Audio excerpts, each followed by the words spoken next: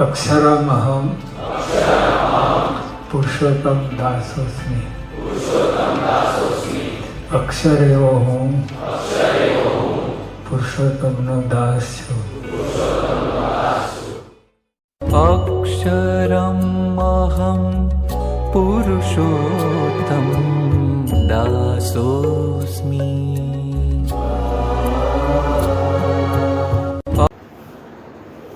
नारायण नारायण सबको। होली का उत्सव है तो दिवाली के बाद ये सबसे बड़ा उत्सव जो है वो होली है।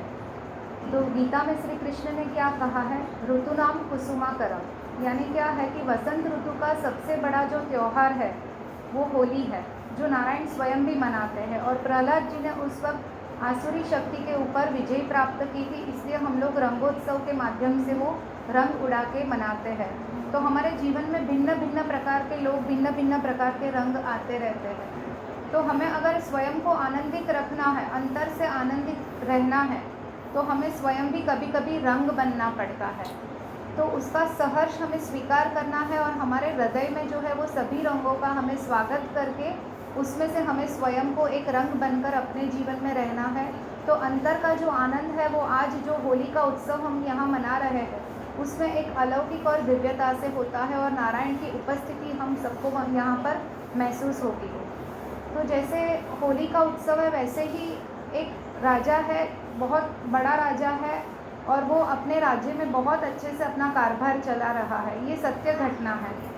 तो सब कुछ अच्छे से जाने के बाद भी वो व्यक्ति बोला कि राजा बोला कि मुझे सत्य का दर्पण करना है। सत्य क्या है, उसका दर्पण है। तो बोला कि वो जो सत्य का दर्पण है, दिव्य दर्पण जिसको बोलते हैं, वो हिमालय में गुफा में एक महाराज जो है ऋषि मुनि, वो तपस्या कर रहे उनके पास है।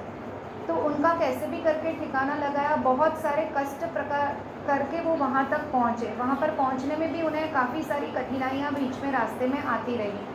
तो जैसे ही वहाँ पर पहुँचते हैं तो गुरुजी को बताते हैं कि मैं दिव्य दर्शन की अभिलाषा से यहाँ पर आया हूँ, आप मेरी वो इच्छा तृप्त करिए और मुझे जवाब दीजिए। तो ऋषि जो है साधु महात्मा वो बताते हैं कि वो तो आपके पास है ही। तो बोला कैसे है, आप मुझे समझाइए। तो बोला उसके लिए आपको 7 दिन के लिए मैं जो बोलूँ वो करना पड़ेगा। तो बोला क्या करना पड़ेगा। तो बोला ये जो हम कुटिया में अभी बैठे हैं हिमालय के तलेटी में अंदर गुफा में, उसके बाहर जो पत्थर और सूखी ज़मीन है वो 7 दिन तक आपको कुल्हाड़ी से खोदती रहनी है। तो बोला कि उससे क्या मुझे दिव्य दर्पण के दर्शन करवाओगे। तो बोला हाँ। अभी राजा एक प्रतिष्ठित था, एक ऊंचे कक्षा पर था। तो बोला कि ये काम मैं कैसे करूँगा, लेकिन मुझे मेरे प्रश्न का उत्तर चाहिए और इतने बड़े गुरुजी ने, साधु महात्मा ने बताया है, तो मैं ये कार्य करूँगा। और वो कुल्हाड़ी से वहाँ पर खोदना शुरू करते हैं। बहुत कष्ट होता है, मैं यहाँ ज्ञान लेने आया, लेकिन साधु महात्मा तो जो है वो मेरे पास ऐसा कार्य करवा रहे हैं जो मैंने कभी जीवन में किया भी नहीं है। और मेरे जो राज्यसभा में लोग हैं वो लोग ये कार्य करते हैं, मेरा तो लेवल भी नहीं है। मन में बहुत सारे विचार आते रहे। 6 दिन हुआ, लेकिन वो ऐसे ही खुदाई हुई। 5वें दिन पे जो राजा है वो साधु महात्मा को पूछता है कि मैं खुदाई तो कर रहा हूँ ज़मीन में, लेकिन कुछ भी नहीं, सिर्फ पत्थर और सूखा ज़मीन ही अंदर से निकल रहा है। साधु महात्मा बोलता है मैंने 7 दिन तक बोला है, आप 7 दिन तक करते रहिए, आपको कुछ ना कुछ अवश्य मिलेगा। आपका जवाब जो है वो आपको 7वें दिन तक मिल जाएगा। 7वां दिन को दोपहर जब हुई और वो खुदाई कर रहे हैं, अंदर से शरीर भी टूट चुका था, मन में बहुत सारे प्रश्न थे क्योंकि राजा ने ये कार्य नहीं किया था। तो ये 7 दिन तक ऐसा कार्य करना कुल्हाड़ी से वो उनके लिए बहुत ही बड़ा कार्य था और शरीर स्वीकार नहीं कर पा रहा था। तो जैसे ही उन्होंने वहाँ पर खोदा तो अंदर से शीतल जल की, पानी की एक नहर फूटी। तो वो बहुत खुश हो गया कि मेरा जो कार्य था वो संपन्न हो गया। और राजा ने बताया कि मैंने ये कार्य कर दिया, यहाँ से इतना मीठा और शांत और शीतल जल निकल रहा है।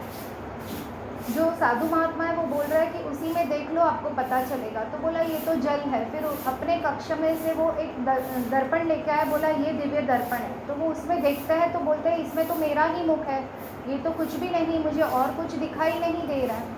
तब साधु महात्मा जो समझा रहा है वो इस होली को हमें हमारे जीवन में भीतर उतारना है कि बाहर जो सूखा पत्थर, सूखी ज़मीन जो है और गहरे पत्थर है, जो लगने वाले पत्थर है, वो हमारा अहंकार है।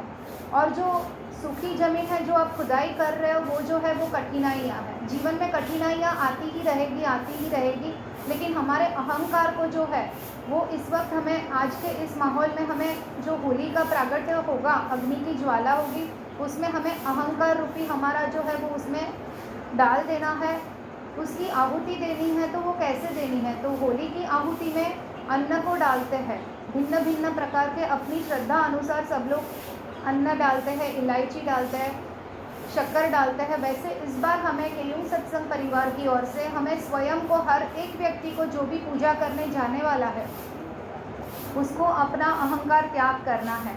जैसे गीता जी में श्री कृष्ण ने बताया कि इतनी अच्छी जो बसंत ऋतु का ये त्यौहार है, तो अगर वो हम त्याग करते हैं तो कठिनाइयाँ जो है वो एक उत्सव बन जाएगी, और जब कठिनाइयाँ उत्सव बनेगी तब हमें भीतर का जो आनंद है वो पता चलता जाएगा कि भीतर कितना आनंद है।